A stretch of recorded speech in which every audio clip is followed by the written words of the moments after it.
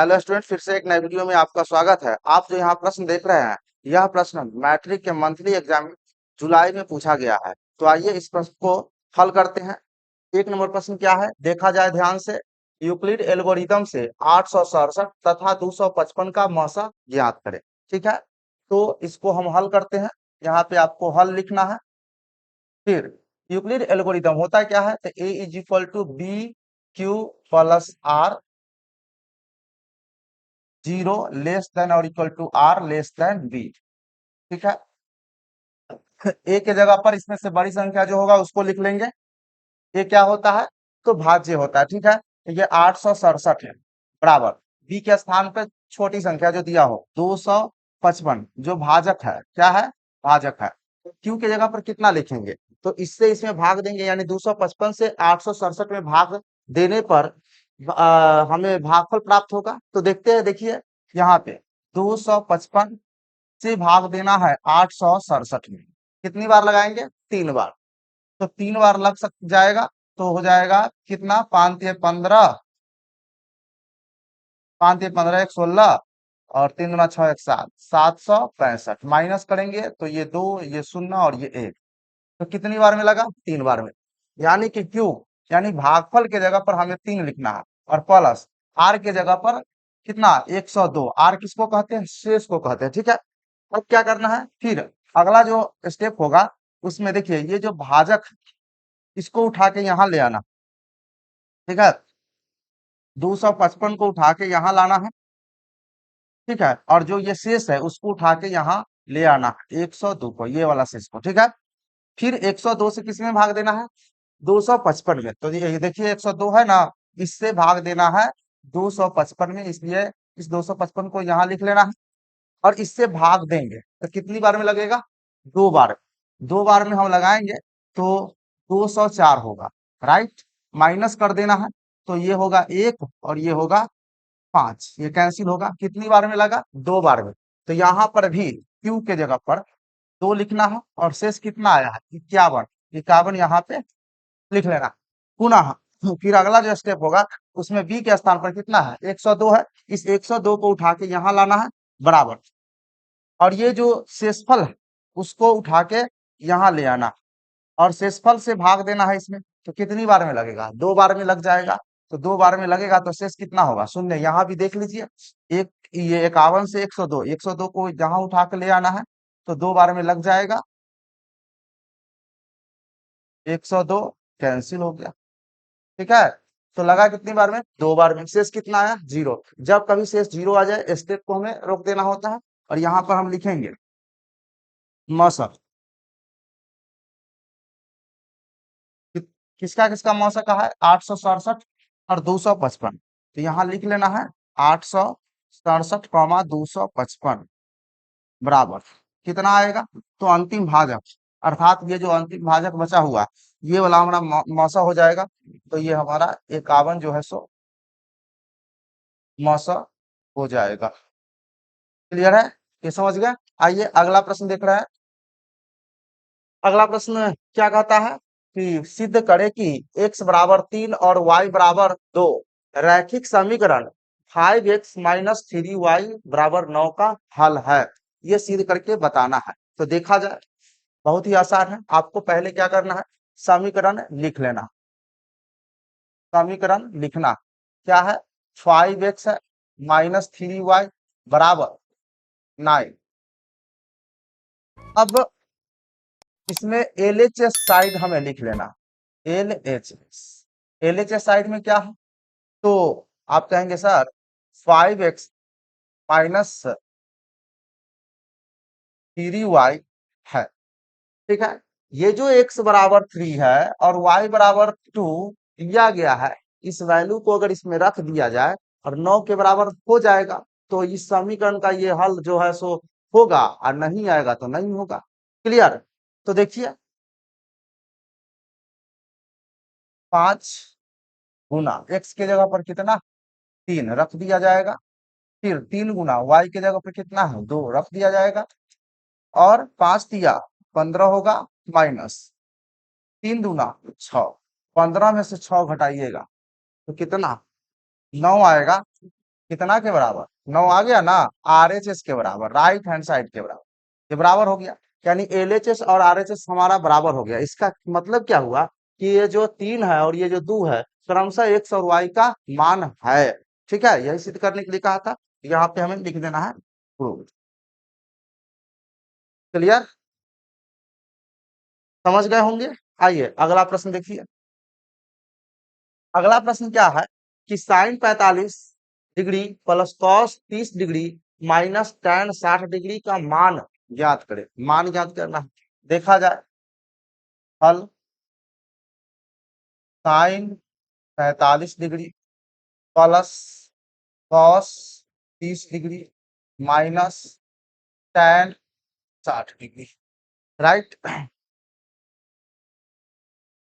Sign 45 degree का value 1/√2, ठीक है, प्लस कॉस 30 डिग्री का वैल्यू √3/2 माइनस tan 60 डिग्री का वैल्यू कितना होता है, तो आप कहेंगे सर √3 होता है। ठीक है, अब देखा जाए यहाँ पे एलसीएम लेना, क्या लेना है, एलसीएम। तो एलसीएम हो जाएगा 2√2, √2 से भाग दिया जाएगा तो √2 कैंसिल होगा, बचेगा 2। 2 से 1 में मल्टीप्लाई करेंगे तो 2 होगा, फिर 2 से भाग देंगे तो 2 कैंसिल, √2 बचेगा, √2 से √3 में गुना किया जाएगा तो √6 बचेगा। ठीक है, माइनस इसके नीचे कुछ नहीं तो कितना, एक से इसमें भाग दिया जाएगा, कितना होगा, मतलब 2√2 ही बचेगा, और 2√2 से इसमें गुना करेंगे तो कितना हो जाएगा, तो देखिए 2 का 2 हो जाएगा, और √2 और √3 गुना करिएगा तो कितना होगा, √6 होगा, तो यहाँ √6 लिख देना है। अब देखिए 2 प्लस, देखिए इसमें 2 बार √2 है, √6 है, और इसमें 1 बार √6 है, तो माइनस कर देंगे तो कितना हो जाएगा, -√6 हो जाएगा। ठीक है, नीचे देखा जाए यहाँ 2√2 है। ठीक है, ये आपका मान हो गया। क्लियर, आइए अगला प्रश्न देखा जाए। अगला प्रश्न क्या है, मूल बिंदु से बिंदु -5 -12 की दूरी ज्ञात कर। किस बिंदु से कहा है, मूल बिंदु से। तो इस बिंदु है, तो इस बिंदु को हम क्या करते हैं कि P मान लेते हैं, -5 -12। ठीक है, और मूल बिंदु से P की दूरी ज्ञात कर लेते हैं। अच्छा, तो यहाँ पे हमें हल लिखना है पहले। ठीक है, तो मूल बिंदु से जो दूरी होता है, मूल बिंदु से दूरी, मूल बिंदु से दूरी, उसको हम बोलते हैं ओपी। क्या बोलते हैं, ओपी, क्योंकि ओ हमारा मूल बिंदु है। देखिए ना, यहाँ ओ एक बिंदु और एक बिंदु ये है, मान लीजिए ये ओ बिंदु है और ये कोई दूसरा अन्य बिंदु पी है। तो मूल बिंदु से इस बिंदु, और इस बिंदु को मैंने पी मान लिया है, तो मूल बिंदु से यानी ओ से पी की दूरी ज्ञात करना है। हाँ, मूल बिंदु की दूरी ज्ञात करने के लिए सूत्र होता है X square plus Y square. ठीक है, अब कहेगा सर ये एक्स वाई का, देखिए ये जो वैल्यू है ये एक्स है और ये वाई है। आप चाहे तो यहाँ पे लिख सकते हैं एक्स बराबर -5 और वाई बराबर -12। क्लियर है, अब ये इसमें रख देना है, तो -5 का स्क्वायर प्लस -12 का स्क्वायर, रूट लगा देना। ठीक है, -5 का स्क्वायर करेंगे तो 25, और 12 का स्क्वायर करेंगे 144।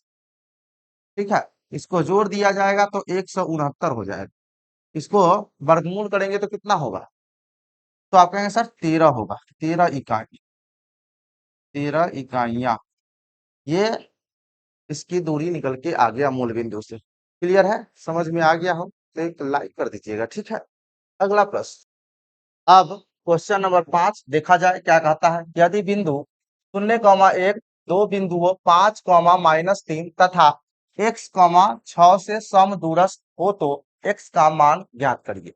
यहाँ पर एक शब्द आया सम दूरस्थ, सम माने बराबर, दूरस्थ दूरी के लिए शब्द आया, यानी कि एक बिंदु से दो बिंदुओं की दूरी बराबर है, तब जाकर के x का मान ज्ञात करने के लिए कहा है। आइए देखा जाए ध्यान से, एक बिंदु मैं लेता हूं P, ठीक है, और पी से एक दूसरा बिंदु, यहाँ पे ये पी है और ये एक बिंदु ए ले लेते हैं। फिर इसी बिंदु से एक दूसरा बिंदु इधर भी ले लेते हैं, जिसका नाम मैं पी रख देता हूँ। ठीक है, ये कहा है यदि बिंदु 0,1, 0,1, इसको हम मैं 0,1 लिख देता हूँ, और इस बिंदु से इसकी यानी ए, इसको ए मान लिए है 5,-3, और फिर एक अगला बिंदु है जिसको मैंने बी माना x,6। इसके प्रश्न के कहने का मतलब क्या था, देखिए ये P बिंदु है, P बिंदु से A की जितनी दूरी है ना, उतना ही दूरी P से B की भी है। इसका क्या मतलब हुआ, ये PA जितना होगा उतना ही PB होगा। ठीक है, तो समदूरस्थ हुआ, बराबर दूरी हुआ ना, यानी कि PA बराबर PB। अब ये सूत्र लगाएंगे, x का मान निकाल लेना है। देखिए यहाँ पे आपको करना क्या है, लिखना है हल। एग्जाम में जब आप हल करेंगे तो यहाँ लिखना होगा आपको हल। उसके बाद इसमें जो प्रश्न में मुख्य मुख्य बातें उसको भी लिखना। तो P बराबर 0,1, ठीक है, और A बराबर 5,-3, और B बराबर x,6। आपको निकालना किसका वैल्यू, x का वैल्यू। ठीक है, अब देखिए ये समदूरस्थ है, इसका मतलब क्या हुआ कि PA बराबर PB, क्या होगा, पीबी। अच्छा, हम इसको स्क्वायर कर सकते हैं, तो दोनों तरफ करेंगे तो पीए का स्क्वायर हो जाएगा बराबर पीबी का स्क्वायर हो जाएगा। ठीक है, अब देखिए यहाँ पे लगेगा क्या, दूरी सूत्र। आप सभी जानते हैं कि दूरी सूत्र होता क्या, देखिए यहाँ पे दूरी सूत्र पी की बराबर, यानी दो बिंदु के लिए x1 माइनस x2 का whole square plus y1 minus y2 का होल स्क्वायर। यही सूत्र ना पढ़े हैं, दूरी सूत्र। इसमें एक चीज और पढ़े होंगे कि अगर इधर रूट को हटा दिया जाए तो इधर स्क्वायर लग जाता है, ऐसा भी आपने देखा होगा। तो इधर रूट लगा दिए, स्क्वायर लगा दिया है तो रूट इधर से हट जाएगा। x1 माइनस x2 का whole square plus y1 minus y2 का होल स्क्वायर। बात समझ में आ रहा है ना। अब देखिए, तो यहाँ पी ए है, यानी पी और ए ये बिंदु हो गया, पी बी यानी पी और बी से हमको मतलब रहेगा। ठीक है, तो देखिए यहाँ पर पी ए स्क्वायर है, तो पी ए इसमें ये x1 होगा, ये x2 होगा, ये y1 होगा, ये y2 होगा। ये जो सूत्र में आया ये आप जानते ही हैं, क्योंकि आप चैप्टर पढ़े हैं।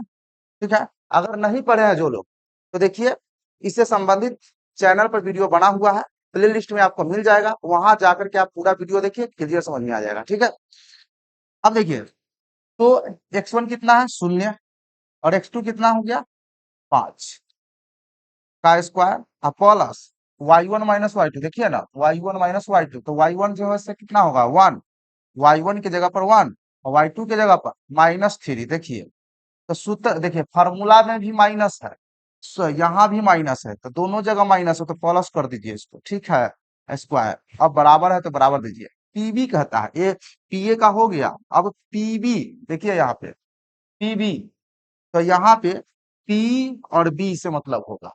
अब देखिए अब जो है सो ये x1 होगा, ये x2 होगा, ये y1 होगा, ये y2 होगा। ठीक है, अब देखिए जाए तो x1 माइनस x2 के हिसाब से लिखा जाएगा, तो 0 माइनस x का होल स्क्वायर बराबर 1 माइनस, बराबर नहीं यहाँ पर प्लस हो जाएगा, 1 - 6 का होल स्क्वायर, इस सूत्र के अनुसार। अब देखा जाए 0 - 5 यानी कितना होगा, -5, इसका वर्ग करेंगे तो 25 हो जाएगा, प्लस 1 + 4, 1 + 3 कितना होगा 4, 4 का वर्ग करेंगे तो कितना होगा 16 हो जाएगा, बराबर 0 - x यानी -x होगा, उसका वर्ग करने पर कितना होगा +x² हो जाएगा, प्लस एक में से 6 को घटाएंगे तो -5, -5 का वर्ग करेंगे तो कितना हो जाएगा 25 हो जाएगा। अब जरा ध्यान दीजिए, इधर भी 25, इधर भी 25, ये भी प्लस में ये भी प्लस, तो बराबर के लेफ्ट और राइट साइड में कोई संख्या हो जो चिन्ह के में भी बराबर हो तो वो कैंसिल हो जाता है ना, यानी कि उसको साइड चेंज करेंगे तो शून्य ही होगा, तो डायरेक्टली हम लोग क्या करते हैं इसको काट देंगे इससे। ठीक है, यानी इधर बचा कितना, आप कहेंगे सर x² बराबर 16। ठीक है, एक्स बराबर होगा कितना, तो देखिए स्क्वायर इधर से हटा देंगे तो इधर होगा 16। ठीक है, इसीलिए हम लोग लिखेंगे एक्स बराबर कितना, तो इसका वर्गमूल करेंगे तो 4 हो जाएगा। तो एक्स बराबर 4 आ गया। क्लियर है, समझ पाए होंगे। आइए अगला प्रश्न। अब प्रश्न संख्या 6 देखा जाए, क्या कहता है, एस ए एस समरूपता प्रमेय कथन को लिखे। ठीक है, तो आइए देखते हैं इसका कथन क्या है।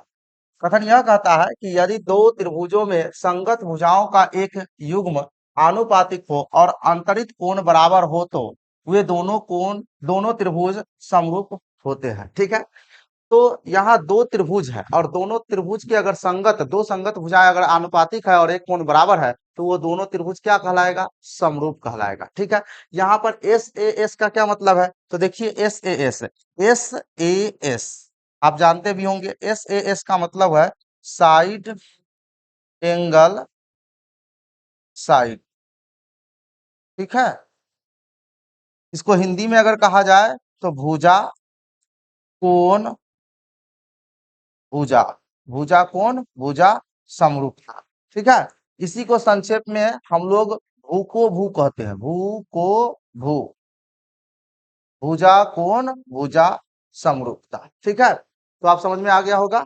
अब देखिए ये कथन जो कहा है, क्या कहा है, यदि दो त्रिभुज हो और दो त्रिभुज के संगत दो भुजाएं आनुपातिक हो, एक कोण यानी कि वो जो दो भुजाएं जो आनुपातिक है उन्हीं दो भुजाओं से बना कोण अगर दोनों में बराबर है तो जाकर के त्रिभुज क्या कहलाएगा, समरूप कहलाएगा। देखिए इस त्रिभुज में, ये एक त्रिभुज है एबीसी और एक त्रिभुज है डीईएफ,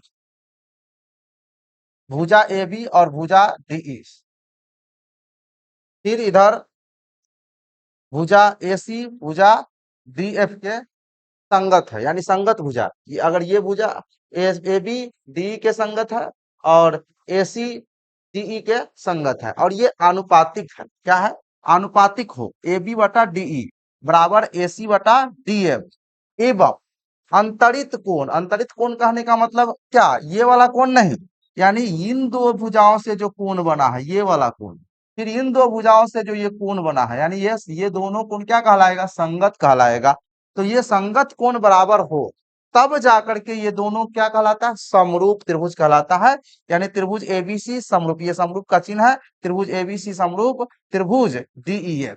क्लियर, बात समझ में आ गया है कि दो त्रिभुज हो और उसके संगत भुजाएं, दो संगत भुजाएं आनुपातिक हो, साथ में उन दो भुजाओं से बने कोण अंतरित कोण, यहाँ देखिए अंतरित कोण, अंतरित मतलब इन दो भुजाओं से जो मिलके जो कोण बना वो दोनों त्रिभुज में ये संगत कोण बराबर हो तब जाकर के त्रिभुज क्या कहलाता है, समरूप है। बस इतना ही कहा है आपको लिखने के लिए। ठीक है, बात समझ में आ गया होगा। आइए अगला प्रश्न देखते हैं।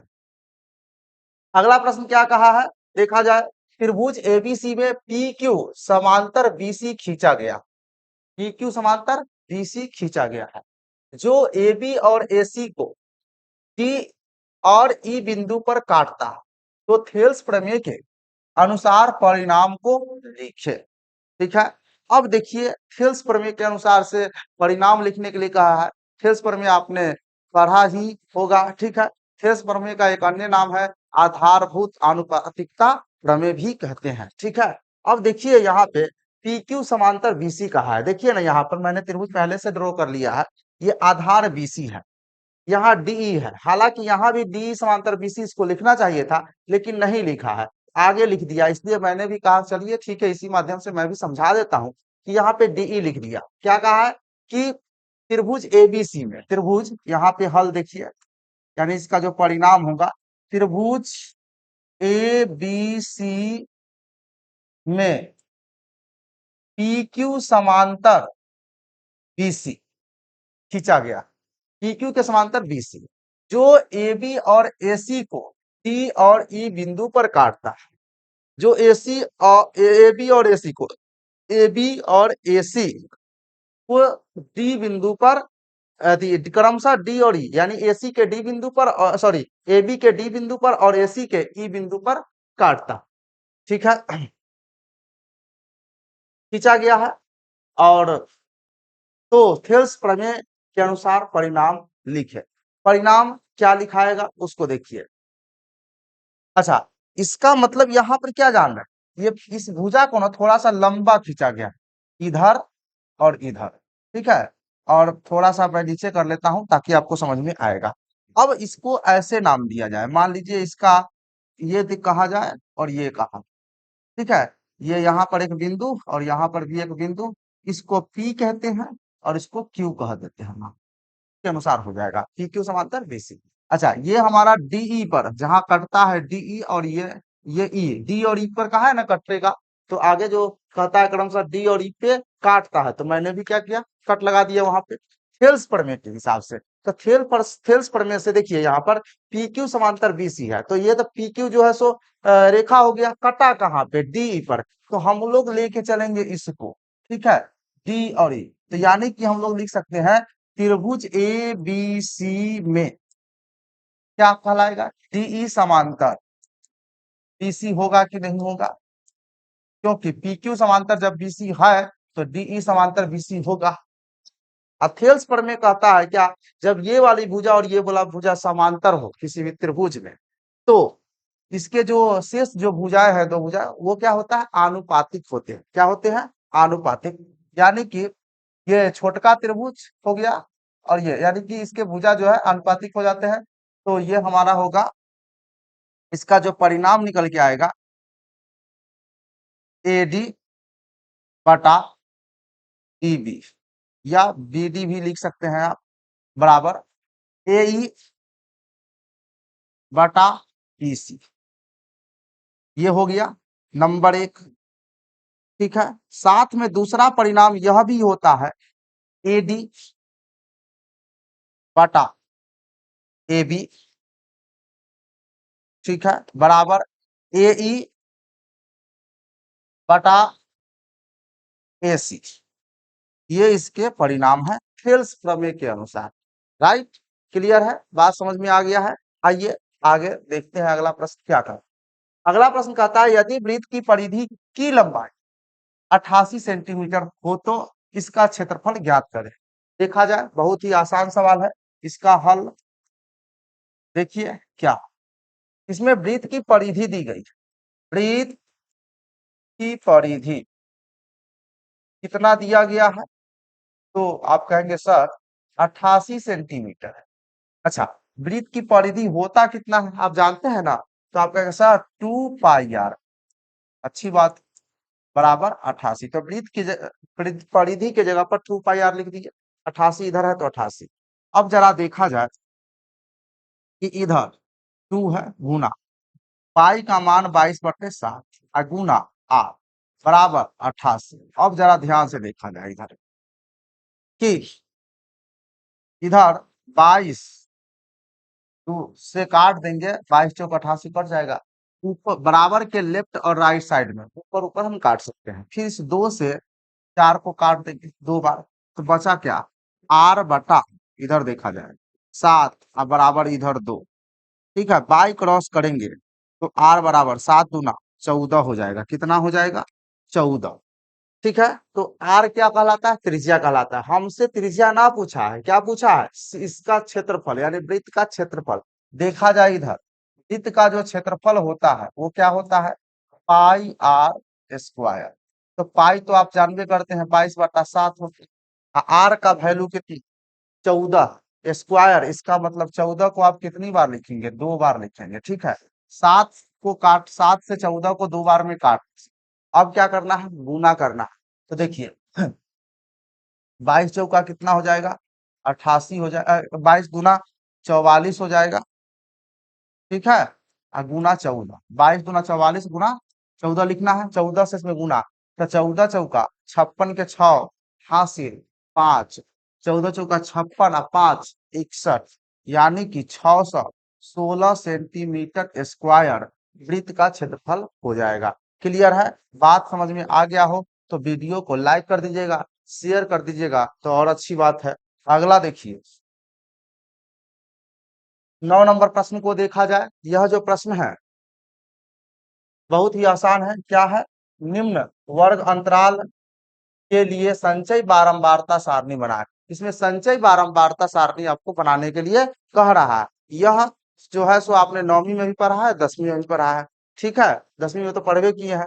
तो देखिए प्रश्न इस प्रकार से रहे, आपको इस प्रकार से लिखना है। ठीक है, चाहे आप चाहे तो ऐसे भी बना सकते हैं। ठीक है, लेकिन बेहतर होगा कि ऐसे बनाएं, क्योंकि यहाँ संचय बारंबारता है तो ऐसे भी बना सकते हैं, लेकिन और कुछ कह दे, माध्य निकालने के लिए कह दे, माध्यक निकालने के लिए कह दे, बहुलक निकालने के लिए कह दे, तो उस कंडीशन में आपको ऐसे बनाना ही पड़ेगा। ठीक है, तो अभी से ही ऐसे क्यों ना सीखे। तो देखिए वर्ग अंतराल है, इसको लिख लेना है। मैंने पहले से इसको बॉक्स बना के रखा है ताकि आपका समय ज्यादा ना व्यर्थ जाए। ठीक है, देखिए तो वर्ग अंतराल में हमको लिख लेना है 0 से कितना 10, आगे क्या है 10 से 30 है, फिर 20 से 30 है, और 30 से 40 है, और 40 से 50 है, और 50 से 60। ठीक है, अब देखा जाए ध्यान से, बारंबारता दिया गया 2, 3, 5, 6, 4, 10। आपको क्या कहा है, संचय बारंबारता निकालने के लिए। तो संचय बारंबारता निकालना बड़ी ही आसान है। देखिए ये बारंबारता है ना, इसको सीधा उठा के इसके सामने रख दीजिए। अब ये संचय बारंबारता पहले वर्ग अंतराल का संचय बारंबारता हो गया। अगला जो निकालना है, तो ये जितना है ना इसको इसमें जोड़ दीजिए, तो 2 और 3 कितना होगा 5। इसको इसमें जोड़ देना है, तो 2 3 5। ठीक है, 5 लिख देना। फिर इस 5 को अगले बारंबारता में जोड़ देना है, तो 5 और 5 कितना हो जाएगा 10 हो जाएगा। इस 10 को फिर 6 में जोड़िएगा तो 16। इसी प्रकार से 16 में 4 को जोड़िएगा तो 20 हो जाएगा। 20 से 10, 20 को 10 में जोड़ देना है तो कितना हो जाएगा 30 हो जाएगा। इस प्रकार से ये संचय बारंबारता बस हो गया, कहाँ कुछ है। ठीक है, समझ में आ गया तो इसको लाइक कर दीजिए और शेयर कर दीजिएगा तो बहुत अच्छी बात है। आइए अगला प्रश्न है 10 नंबर, इसको देखा जाए और आखिरी प्रश्न भी है इसमें। ठीक है, देखिए क्या कहता है, त्रिभुज एबीसी में डीई समांतर बीसी तथा एडी बराबर 5 सेंटीमीटर, एबी बराबर 12 सेंटीमीटर, एई बराबर 4 सेंटीमीटर, तो एसी का मान ज्ञात करें। देखिए आप थोड़ा देर पहले ही अभी एक हल किए हैं थेल्स पर में, उसी के आधार पर सवाल है। ठीक है, उसी के आधार पर सवाल है। तो देखिए यहाँ पर डीई समांतर बीसी है कि नहीं, तो आप लिख सकते हैं यहाँ पे हल में कि त्रिभुज ए बी सी में, ए बी सी में डीई समांतर बीसी। तो थेल्स प्रमेय से, थेल्स प्रमेय के अनुसार क्या होगा। तो थेल्स प्रमेय के अनुसार दो चीज मैंने आपको बताया अभी अभी। एक तो होता है एडी बटा डीबी, राइट, बराबर एई बटा ईसी। ठीक है, एई बटा ईसी। दूसरा होता है, क्या होता है, तो एडी बटा एबी। ठीक है, बराबर एई बटा एसी। ठीक है, ये दो मैंने बताया थेल्स प्रमेय के अनुसार होता है जब ये डी बीसी के समांतर होता। अब देखा जाए प्रश्न में क्या कहा है। देखिए इससे पहले भी हमें कुछ बात लिखना है जो प्रश्न में दिया गया है, इसको हम नीचे रख लेते हैं। प्रश्न में हमारे ये क्या क्या दिया गया है इंफॉर्मेशन, देखिए एडी बराबर कितना 5 सेंटीमीटर, ए बी कितना दिया गया 12 सेंटीमीटर। ठीक है, ए ई कितना दिया गया 4 सेंटीमीटर। ठीक है, और फिर एसी ज्ञात करने के लिए कहा। एसी ज्ञात करने के लिए मतलब पूरा ज्ञात करना, इसका मतलब क्या हुआ कि दूसरा नंबर लगेगा। एसी इसी में ना है, इसमें तो ना है, तो दूसरा सूत्र इसमें लगेगा। तो थेल्स प्रमेय से हम लिख सकते हैं ए डी बटा ए बी बराबर ए ई बटा एस। ठीक है, अब देखिए हमारे पास क्या दिया है एडी, एडी कितना है 5 लिख देना है। अब बटा में ए बी है तो ए बी दिया हुआ है 12, अच्छा बात है। ए कितना है 4 है, और एसी तो पता ही नहीं है, यही तो निकालना है। कुछ नहीं करना, या तो तिरछिया कर दीजिए, बाई क्रॉस कर लीजिए, और नहीं तो एक चीज और है, ऊपर 5 5 दिख रहा है तो काट दीजिए इसको। ठीक है, तो यहाँ पर सीधा सीधी एसी बराबर कितना निकल के आया 12 सेंटीमीटर। समझ गए। इस वीडियो में मैंने जितने भी प्रश्न हल करके बताया वो आप समझ पाए होंगे। इसको लाइक कर दीजिए और इसको शेयर कर दीजिएगा तो बहुत अच्छा लगेगा। तो मिलते हैं नेक्स्ट वीडियो में। धन्यवाद।